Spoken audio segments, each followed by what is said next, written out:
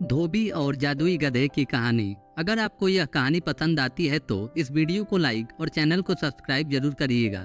तो चलिए अब कहानी प्रारंभ करते हैं। बहुत साल पहले डमरू नगर गांव में सखाराम नाम का एक धोबी रहता था। वह बड़ा ही मेहनती था। गांव के लोगों के कपड़े धोता और पैसे कमाता था। उसके पास ढेचू नाम का एक गधा था जो बड़ा ही आलसी था। जब उसका मन अपनी पीठ पर कपड़ों का बोझ लाद कर नदी पर जाने का नहीं होता तो वह कहीं न कहीं भाग जाता था। सखाराम बड़ा परेशान होता था क्योंकि उसे कपड़े धोने के लिए नदी पर ही जाना पड़ता था। नदी उसके घर से दूर थी। उसे कपड़े उठाकर जाने में बड़ी तकलीफ होती थी।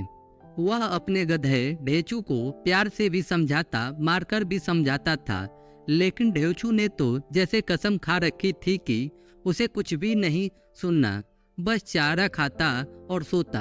काम करने का तो उसका दिल ही नहीं करता था। ढेचू सखाराम के पिता के समय से उसके घर में था। सखाराम उसे अपने भाई की तरह प्यार करता था, लेकिन वह ढेचू के आलस से बहुत ही परेशान हो चुका था।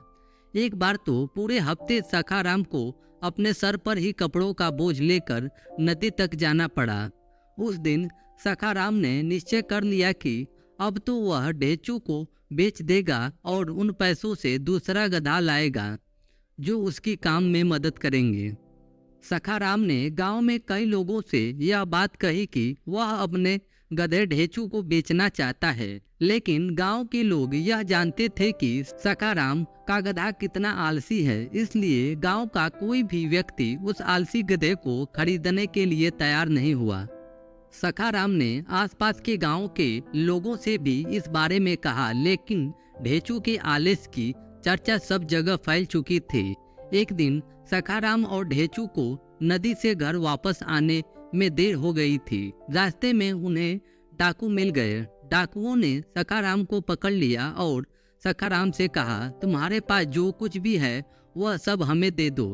सखाराम ने कहा, डाकू महाराज, मैं तो एक गरीब धोबी हूँ, मेरे पास आपको क्या मिलेगा। डाकुओं ने कहा, हमने तुम्हारी और तुम्हारे गधे की चर्चा सुनी हुई है। गांव और आसपास के लोग तुम्हारे और तुम्हारे गधे के बारे में बातें करते हैं। तुम्हारे पास कुछ तो ऐसा होगा जिसकी वजह से सभी तुम्हारे बारे में बात करते हैं। अब सखाराम सोचने लगा, अगर मैंने इन लोगों से यह कहा कि मेरा गधा आलसी है, लोग इस वजह से चर्चा करते हैं, तो इन्हें मेरा बात पर यकीन ना होगा और यह मुझे मार देंगे।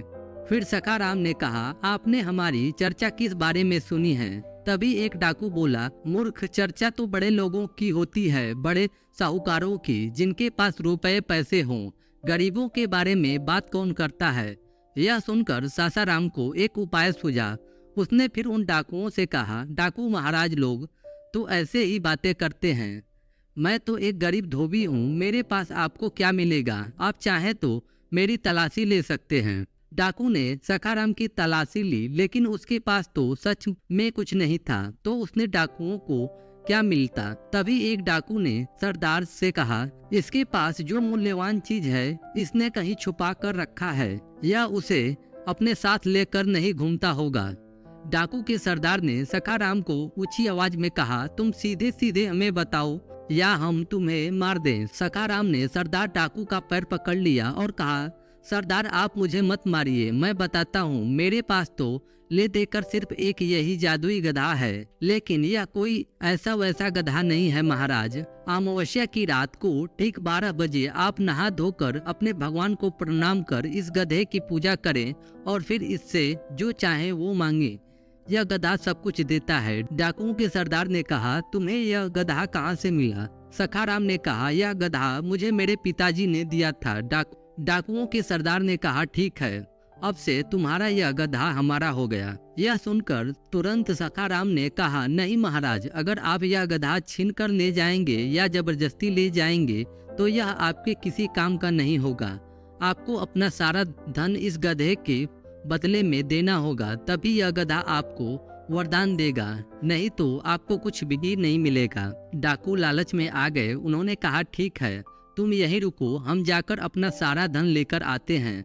ऐसा कहकर डाकू सखाराम को और उसके गधे ढेंचू को वहीं छोड़कर अपना सारा पैसा लेने चला जाता है। सखाराम बड़ा खुश हो जाता है कि कहाँ तो वह इस ढेंचू को कम कीमत में ही बेचने को तैयार था, लेकिन अब उसे ढेंचू के बदले में बहुत सारा पैसा मिल जाएगा। वह ढेंचू से कहता है, अब तुम्हें भी समझ आएगा जब यह डाकू तुम्हें ले जाएंगे और अमावस्या के दिन तुम इनकी इच्छा पूरी नहीं कर पाओगे तो यह तुम्हें बहुत मारेंगे और मैं तो सारा धन लेकर शहर चला जाऊंगा।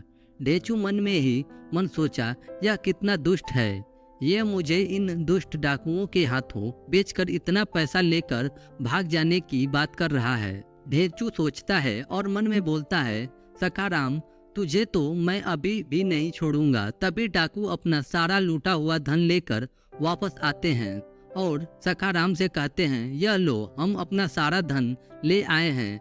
अब तो इस गधे का वरदान हमारे लिए काम करेगा, हम जो चाहेंगे यह हमें देगा।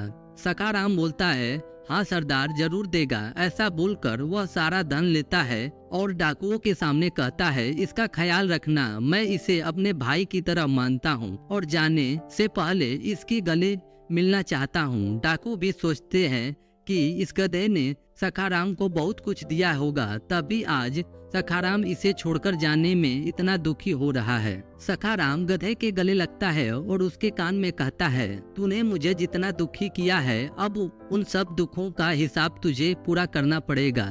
जब सखाराम ढेंचू के गले लगकर उसके कान में यह बात कह रहा था तो ढेंचू सखाराम के पैसों की पोटली में अपनी दांत से छेद बना देता है और मन में सोचता है, मेरे रहने से तू दुखी था, अब मेरे जाने से तो तू और भी दुखी होगा। डाकू ढेंचू को अपने साथ लेकर चले जाते हैं और सखाराम खुशी खुशी अपने पैसे की पोटली को लेकर अपने घर की तरफ चल देता है। लेकिन जब तक सखाराम घर पहुंचता है उसके पैसे की पोटली से थोड़ा थोड़ा करके सारा धन रास्ते में गिर गया होता है। यह देखकर सखाराम जोर जोर से रोने लगता है और कहता है, मेरी तो किस्मत ही खराब थी। गधा मिला तो ऐसा कि मुझे ही काम करना पड़ता था और पैसा मिला तो ऐसा कि घर तक भी नहीं आ पाया।